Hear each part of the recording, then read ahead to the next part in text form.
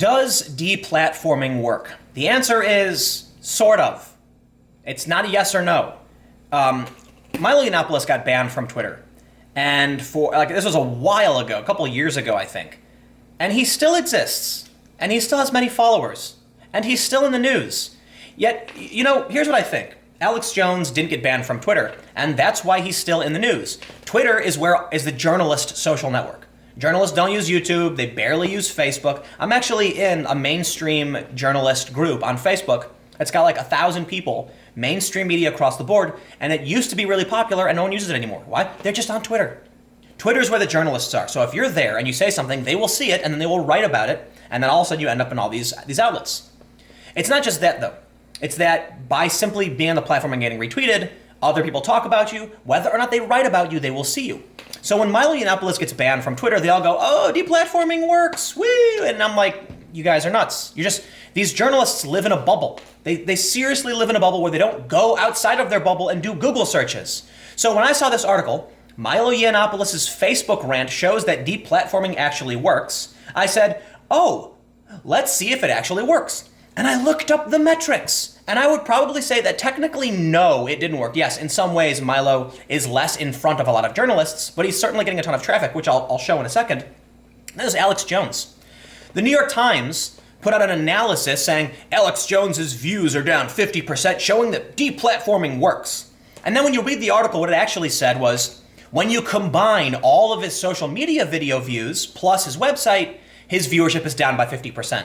And my response to that is, yes, well, no shit. If you ban him from YouTube, he's not going to get YouTube views anymore. Does that mean it works? Technically, yeah, but not really, because the issue is you're trying to stop him from spreading fake news or whatever.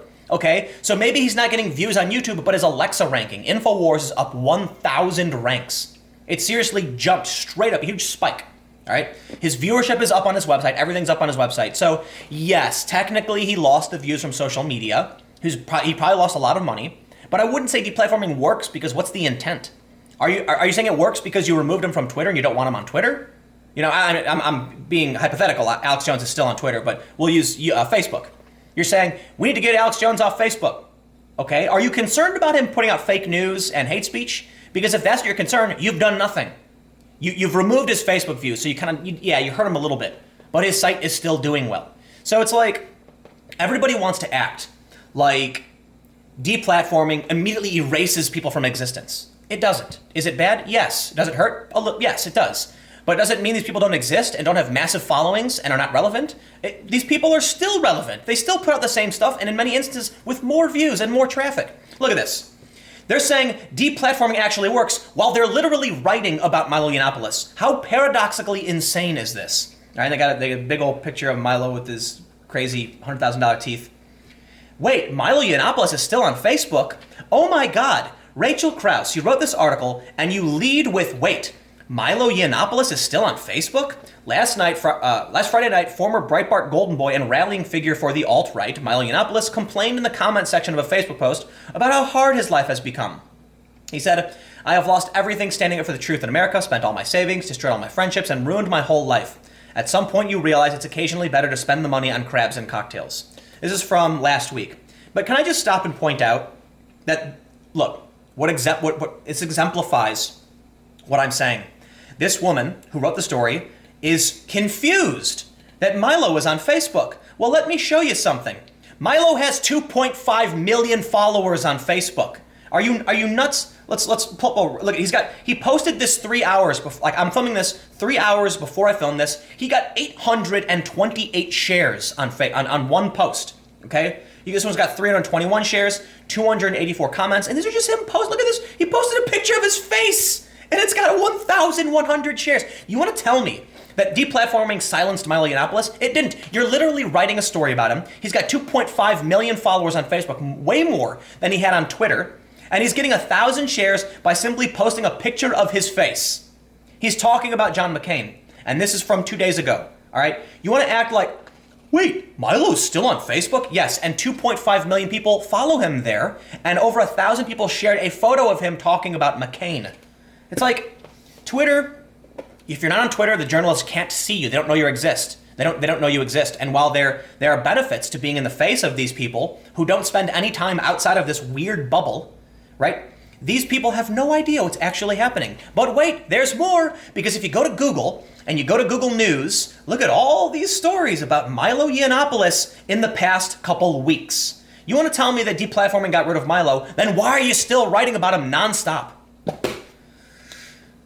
Is Milo having a temper tantrum over spending a bunch of money on cocktails? Sure.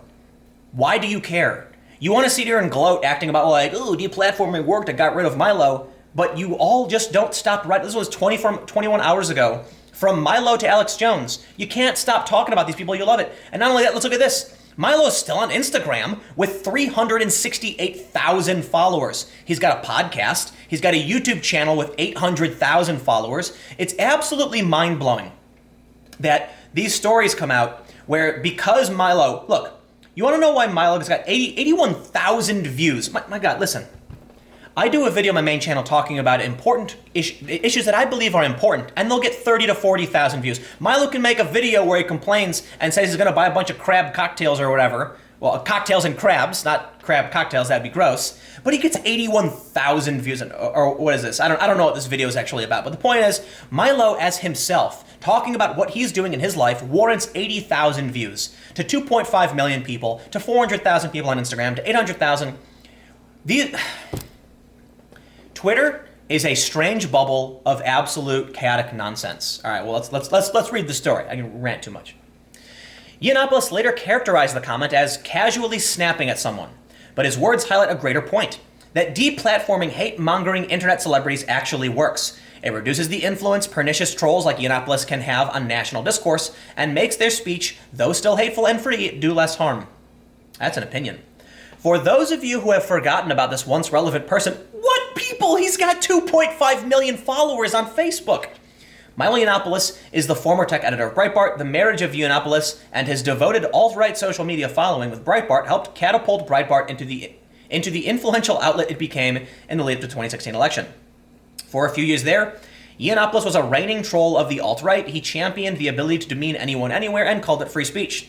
Notoriously, he dumped approving gasoline on the Gamergate controversy, in which trolls doxed and harassed women who were calling for more diversity and less toxic masculinity. This is an op-ed, right? Does it say opinion piece? Oh, wait, it doesn't, because there's no such thing as a difference between opinion pieces and news anymore. This is... why do I read this stuff? So they say, Eventually, Yiannopoulos took it too far for social media, his speaking sponsors, and even his bosses to handle. In 2016, he was permanently banned from Twitter for his participation in a targeted racist harassment campaign against comedian Leslie Jones. And see, this is an opinion piece because that's technically not true. Although I understand why people would call it that, Milo Yiannopoulos was simply tweeting at Leslie Jones. That's it. He got banned for it. And, sure, whatever, but to act like he was a targeted harassment campaign is an exaggeration. At the same time, it is true that there are people online who do the wink, wink, nudge, nudge. They'll like a big following and they'll go, man, it would be really bad if my followers did something like this. And then everyone goes and does it. And they say, oh, I told them not to do it. Yeah, we get what you're doing. I'm not saying Yiannopoulos did that. I'm just saying, the point is whether or not, there are people who do it. That's what I'm trying to bring up. So there's probably people accusing him of pulling that route. Admittedly, I was on Twitter and I was watching this happen, and Yiannopoulos did not tell his fans to do anything. So they say, quoting him, he said, "My events almost never happen. It's protests or sabotage from Republican competitors on or social media outcries every time. It costs me tens or hundreds of thousands of dollars, and when I get dumped from conferences, barely anyone makes a sound about it. Not my fellow conservative media figures, and not even, in many cases, you guys." And see, this is not about deplatforming and about how it's working, because Milo is still getting, this post got 5,000 likes, 200 shares. That's really high engagement, okay? I'll tell you what I think is happening. Milo is not so relevant.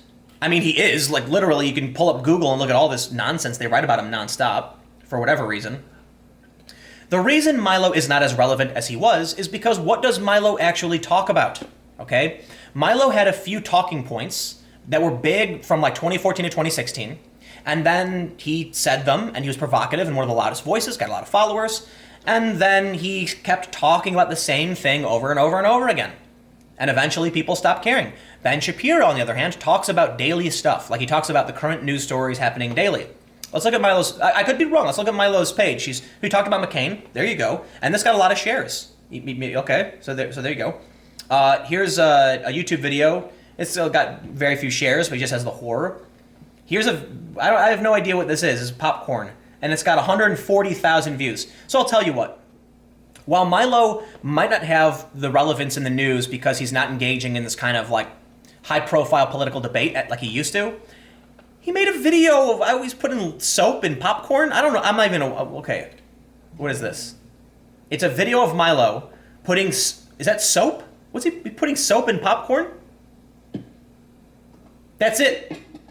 That's the video. He put soap in popcorn and he shook it up. He put soap in popcorn, and it's got 140,000 views. And you want to tell me that deplatforming worked? This is... These people are... It's, you know what this is to me? This article is kind of a self-congratulatory pat on the back.